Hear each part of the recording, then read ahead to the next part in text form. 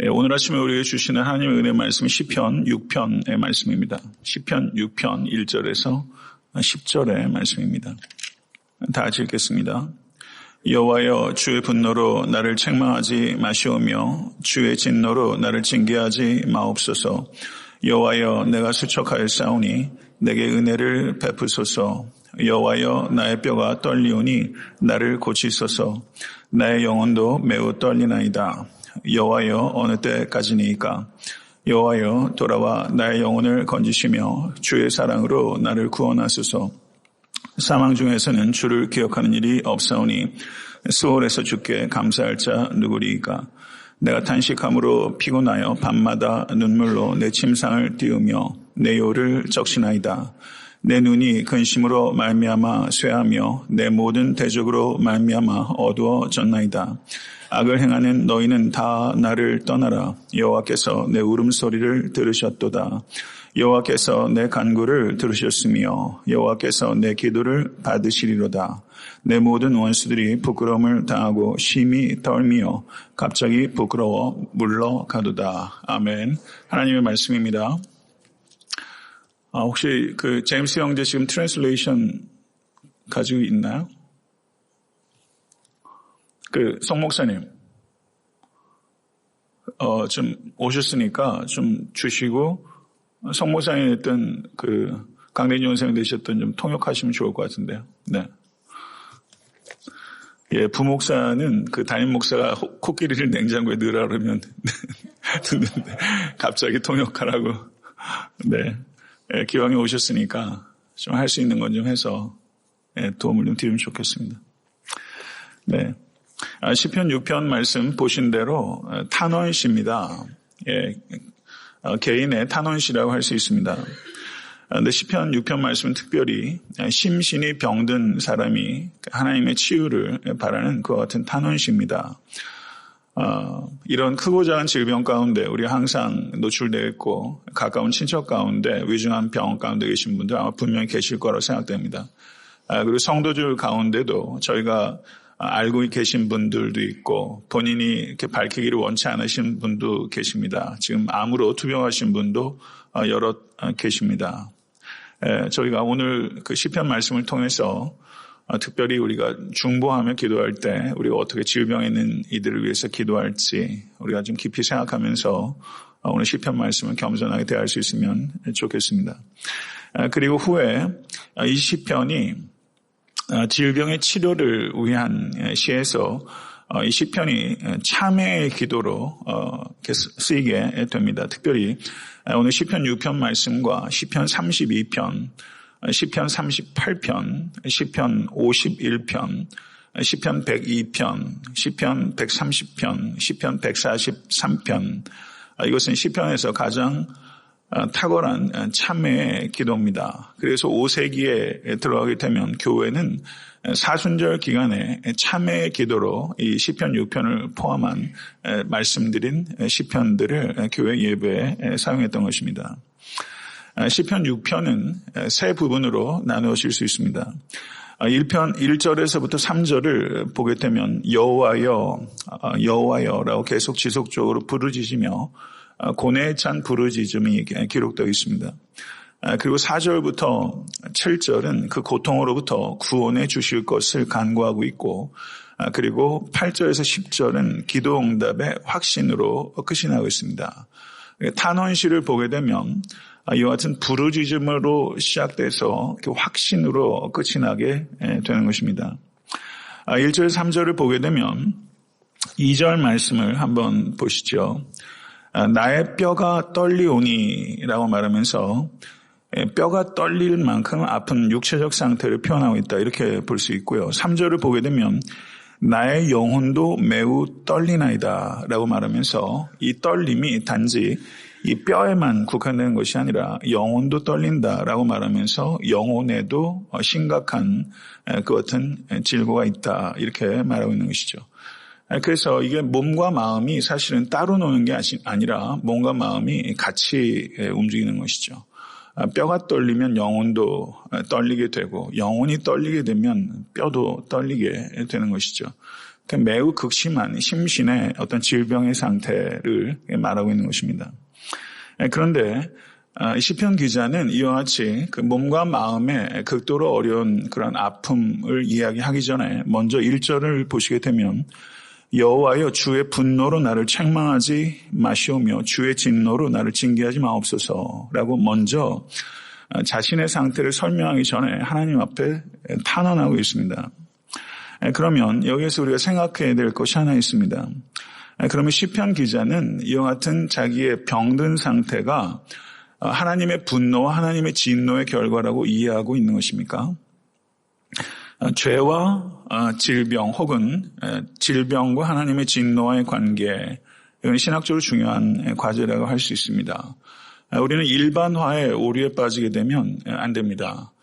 가령 그 요한복음 그 5장에 예수께서 38년 된 병자에 대해서 말씀하실 때, 그리고 요한복음 8장에서도 간음하다 걸린 여인의 문제 등에 있을 때, 그때는 이 질병과 죄를 예수님께서 연결시키셨습니다. 근데 요한복음 9장에서 날 때부터 소경된 자에 고칠 때, 그때 제자들은 날 때부터 소경된 자를 죄의 문제에 연결하셨지만 예수께서는 그렇게 연결하지 않으셨습니다.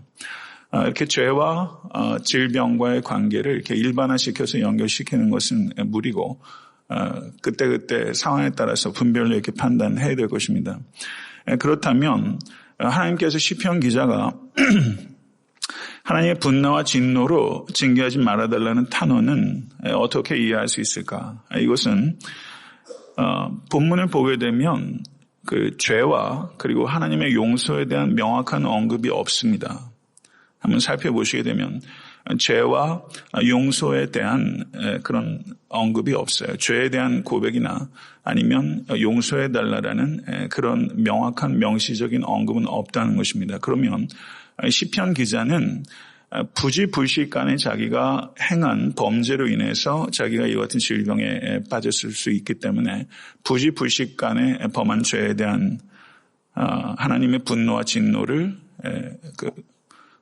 책망하지 말아달라고 구했을 수도 있고, 혹은 욥의 경우처럼 자신이 당하는 문제를 의인의 고난으로 이 시편 기자는 이해했을 수도 있다, 이렇게 볼 수 있을 것입니다. 여하튼 이 질병의 이유와 원인이 무엇이든 간에 시편 기자가 고백하는 것은 이 질병도 하나님께서 허락하신 것이다, 이렇게 말하고 있는 것입니다. 이 질병조차 하나님께서 허락하신 것이다.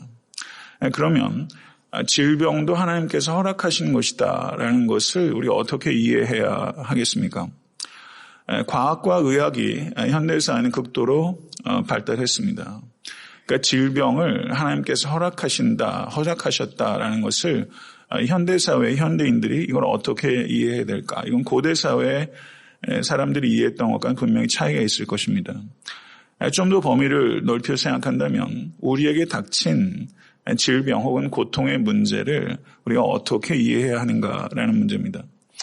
제가 조금 전에 말씀드렸던 것처럼 요한복음 9장 2절을 보게 되면 제자들이 날 때부터 소경된 자를 보고서 이 사람이 소경으로 난 것이 뉘죄로 인함이오이까 자기 오니까 그 부모 오니까 라고 말하면서, 사람들은 이와 같은 질병이나 고통에 직면하게 되면 그 원인, why에 대해서 묻게 됩니다.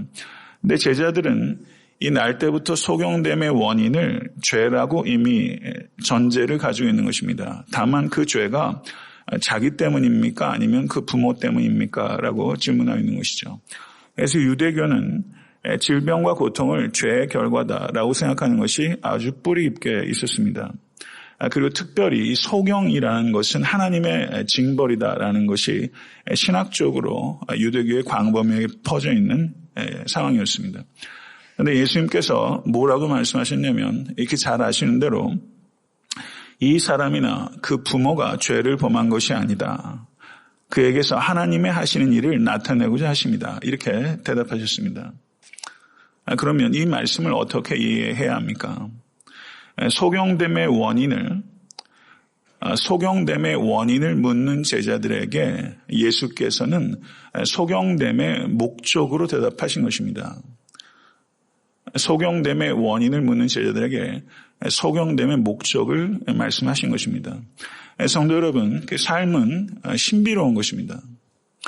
그래서 나에게 닥치는 여러 가지 일들이 있습니다.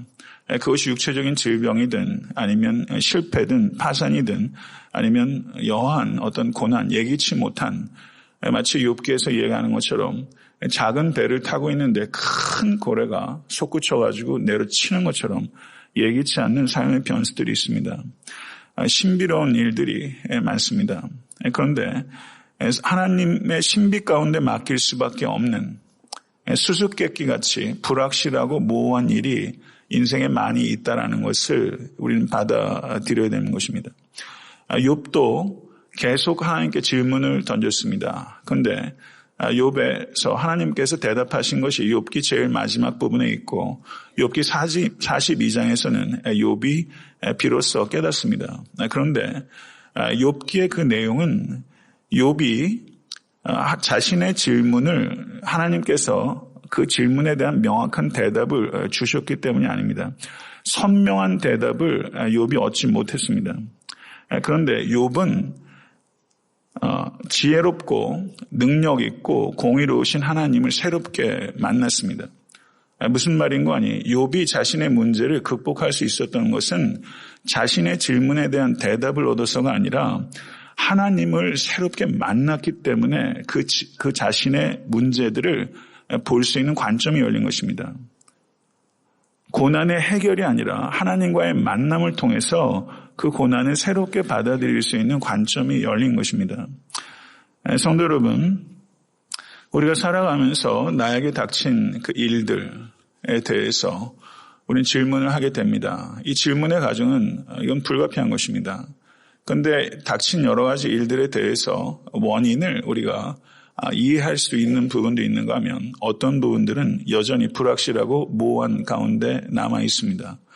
성도 여러분, 그런데 욥이 하나님과의 만남을 통해서 나에게 경험됐던 일들을 바라보는 관점이 바뀌었던 것처럼 우리에게 진정으로 필요한 것은 성도 여러분, 하나님과의 만남입니다.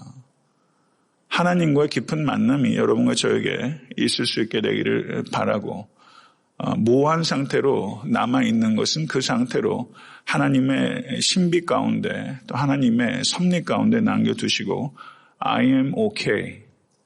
I am okay. 하나님 저는 괜찮습니다. 라고 말할 수 있는 게 신앙의 신비요, 신앙의 능력이라고 생각이 됩니다. 여기서 보게 되면 그는 여호와여 내가 수척하였사오니 내게 은혜를 베푸소서 이렇게 말하고 있습니다. 여호와여 내가 수척하였사오니 내게 은혜를 베푸소서. 이 마음 있으십니까? 이 시편 기자는 내가 은혜를 받을 만한 사람이오니 내게 은혜를 베푸소서라고 말하는 것이 아닙니다. 나는 은혜를 받을 만한 사람이 아닙니다. 그러나 시편 기자가 말하는 것은 나는 은혜가 없이는 살 수 없는 사람입니다. 이걸 얘기하는 것입니다. 내가 은혜를 받을 만한 사람이라고 얘기하는 것이 아니라 나는 은혜가 없이는 살 수 없는 사람입니다. 이렇게 말하면서 필사적으로 은혜를 구하는 것입니다. 여러분에게 이런 필사적으로 은혜를 구하는 마음이 있습니까? 마태복음 15장의 가나안 여인처럼 은혜를 구하는 사람, 은혜를 구하는 사람. 정말 여러분과 저에게, 교회에게, 나라와 민족에 필요한 것은 은혜입니다. 성도의 매력은 은혜입니다. 성도 여러분, 이 은혜를 구하실 수 있기를 간절히 바랍니다. 안디옥 교회 바나바가 예루살렘 교회에서 급히 파송당했을 때 사도행전 11장을 보면 은혜가 보인다라는 표현이 거기 나옵니다. 성도 여러분, 여러분과 저에게 정말 필요한 것도 은혜가 보이는 것입니다. 여러분의 삶 가운데 은혜가 보일 만큼 은혜가 회복될 수 있게 되기를 간절히 바랍니다. 여기서 시편 기자는 자신의 고통을 분명하게 표현하지 못할 만큼 기력을 상실한 상태입니다. 그리고 뭐라고 말하냐면 3절 뒷부분을 보세요. 여호와여 어느 때까지니까 이렇게 말을 하고 있는 것입니다. 여호와여 어느 때까지니까. 이렇게밖에 물을 수밖에 없는 상태를 경험하신 적 있으시죠? 여호와여 도대체 어느 때까지니까. 성도 여러분, 그래서 4절부터 7절에서는 질병으로부터의 구원을 간청하며 이 기도가 이렇게 엑셀레이트를 밟은 것처럼 또 기도가 다른 차원으로 넘어가고 있습니다. 4절을 보게 되면 여호와여 돌아와 나의 영혼을 건지시며 주의 사랑으로 나를 구원하소서라고 말하면서 여호와여 돌아오소서라고 간구하고 있는 것입니다. 자신의 극심한 고통 가운데서 마치 하나님께서 떠나신 것처럼 느끼는 그런 시간을 통과하는 것이죠. 그리고 고통의 강도가 어느 정도였는지를 5절에 표현하고 있습니다. 사망 중에서는 주를 기억하는 일이 없사오니 스올에서 주께 감사할 자 누구리까? 이렇게 말하면서 이젠 조금만 더 넘어가면 목숨이 끊어질 것 같을 정도의 고통을 경험하고 있는 것이죠. 네, 참 어떤 질병은요, 그 고통이 참 극심합니다. 저도 목 디스크, 허리 디스크 다 수술하고 했지만은 특별히 허리 디스크 수술하기 전에는 그 허리가 아픈 게요 대단하더라고요. 근데 한편으로는 그런 고통을 한번 겪어본 것이 저에게 유익이 참 커요. 적어도 성도님들 허리 아프신 분들은 제가 마음이 얼마나 이렇게 쩌릿쩌릿한지 제가 아파 보니까 그래서 좀 이렇게 머리로 아는 거하고 몸으로 실제 고통을 경험해 보는 것 좀 다른 것 같아요. 다 경험하고 목회할 수는 없는 일이지만요. 성도님들 참 질병 가운데서도 이렇게 말할 수 없는 고통, 이 진통제가 듣지 않는 고통이 있더라고요. 저도 말기암 환자가 먹는 그 진통제 많이 먹었거든요. 그런데도 이 통증이 어떻게 가셔지지는 않더라고요. 그런데 그 고통을 겪으면서도 마음은 참 이상하게 편안했고, 그리고 그런 것들이 저에게 좀 사람으로서도 좀 성숙할 수 있는 계기가 되지 않았나 그런 생각도 듭니다. 여하튼 극심한 고통이 있어요. 여기에 보게 되면 스올이라는 말이 나옵니다. 스올. 그 고대 이스라엘에서는 이 내세에 대해서 명확한 교리가 정립되지 않은 시간들이 있었습니다. 내세에 대한 교리가 구약의 후반기에 있는 저작들 속에서 내세에 대한 교리가 이제 비로소 나타났습니다. 그럼 여기에서 스올이 뭐냐? 헬라어로는 하데스로 번역되고 있는데요. 여기에 보게 되면 이 스올에 대해서 시편 기자가 이해한 것은 매우 불완전한 그런 이해다 이렇게 볼 수 있습니다. 그러니까 음부라고 표현할 수 있겠는데요. 죽게 되면 어둠 속에서 비존재가 된다 그런 인식들이 있었던 것 같습니다. 그래서 자기가 죽게 되면 어떤 문제가 있게 되냐면 거기에서는 하나님을 기억할 수 없고 사망 중에서는 5절 보세요. 주를 기억하는 일이 없사오니 수월에서 주께 감사할 자 누구리오리까. 이렇게 말하면서 수월에 대한 이해가 있죠. 넷에 대해서 불완전한 이해를 가지고 있는 것입니다. 수월에 가면 하나님을 기억할 수도 없고 찬양과 기도도 드릴 수 없지 않습니까? 라고 말하면서 두려움을 표현하고 있어요. 성도 여러분, 찬양 드릴 수 없고 기도 드릴 수 없으면 하나님과 어떻게 관계를 맺을 수 있습니까?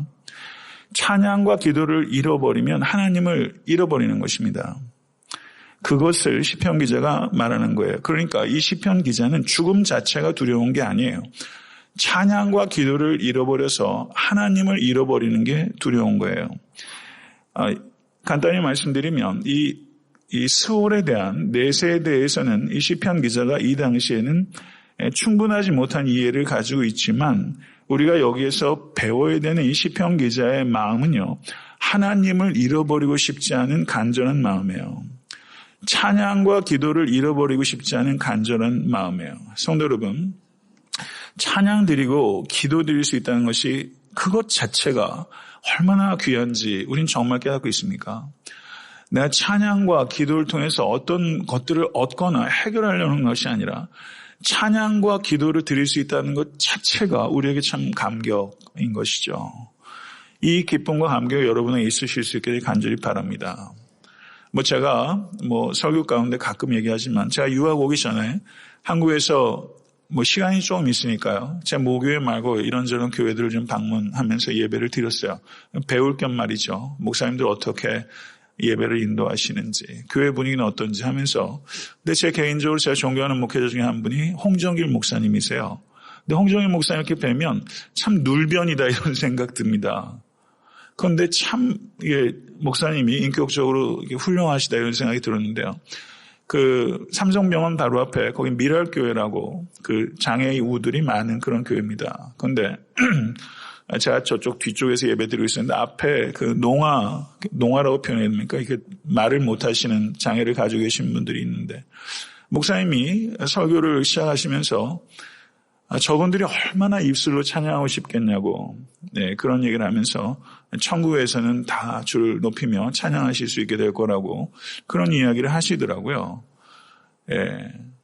수와 찬양이 있지만 얼마나 성도들과 시와 찬미와 신령한 노래로 목소리를 합하여 찬양하고 싶겠어요. 전 그때 그 말씀을 하면서 목사님 말씀이 참 평범한 얘기일 수도 있겠는데 마음에 참 와닿고 그렇더라고요.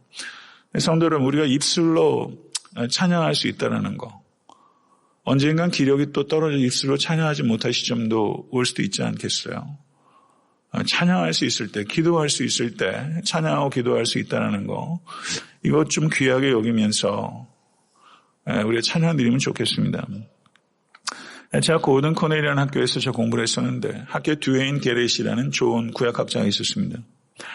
이분이 수업 시간에 했던 이야기를 같이 공부하는 전도사가 그 얘기를 하더라고요. 저는 구약 전공이 아니니까 이 게렛 교수한테 배울 그 기회는 없었는데요. 평범한 얘기예요. 교수님 천국이 어디예요? 이렇게 물었답니다. 그랬더니 하나님을 찬양하는 곳이 천국입니다. 이렇게 대답했대요. 맞는 말이죠. 이 신학적 대답이라고 할 수는 없겠지만 맞는 말이라고요. 천국이 어디입니까? 하나님을 찬양하는 곳이 천국입니다.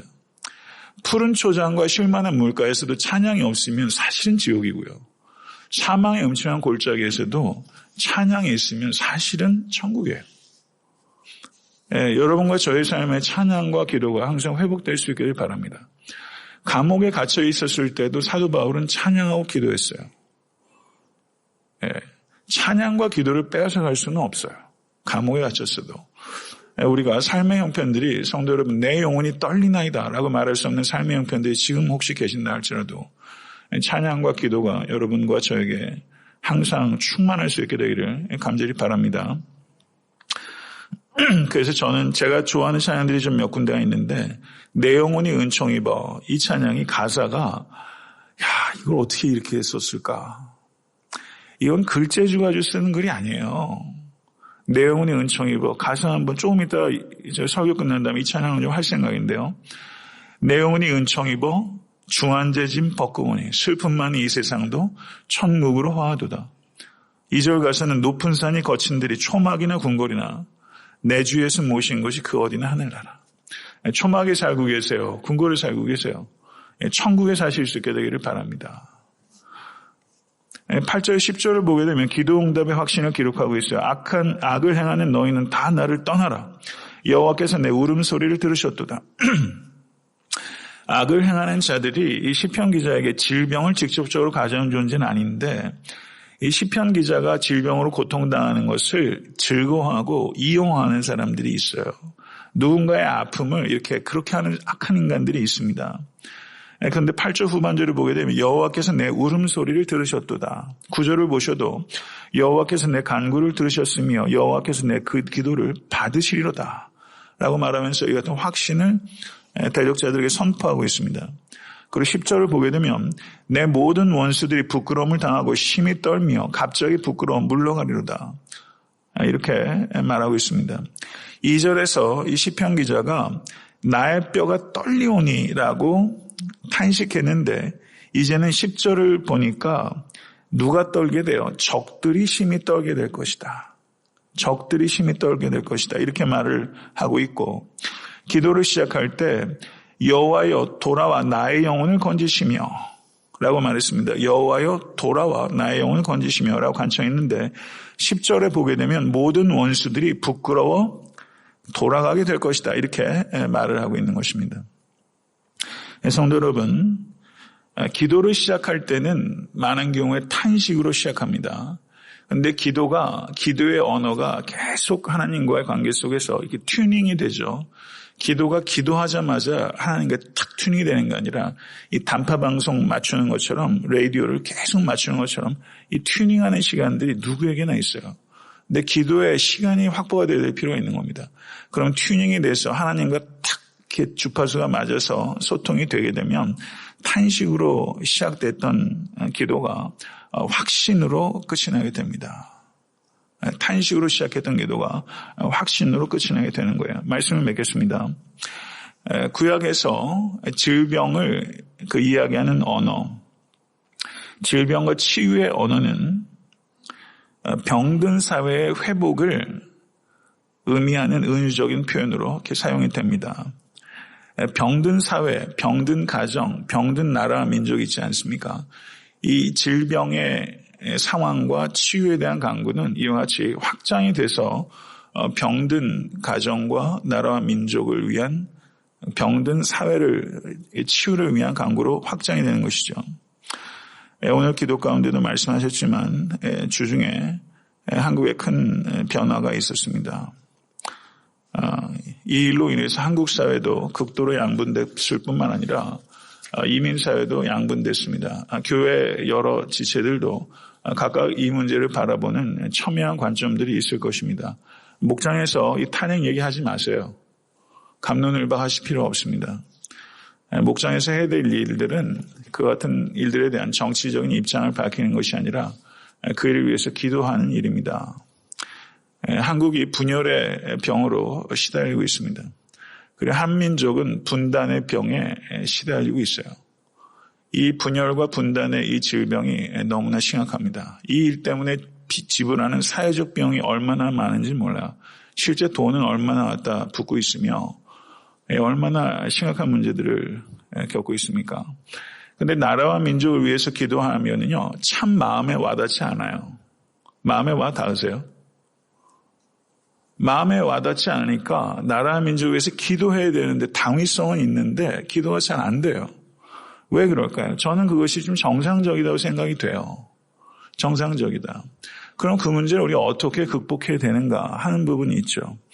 마종기라는 시인이 있습니다. 문학과 지정사에서 이 마종기라는 시인의 시를 많이 내는데 이 사람이 닥터예요. 근데 미국에 있는 사람입니다.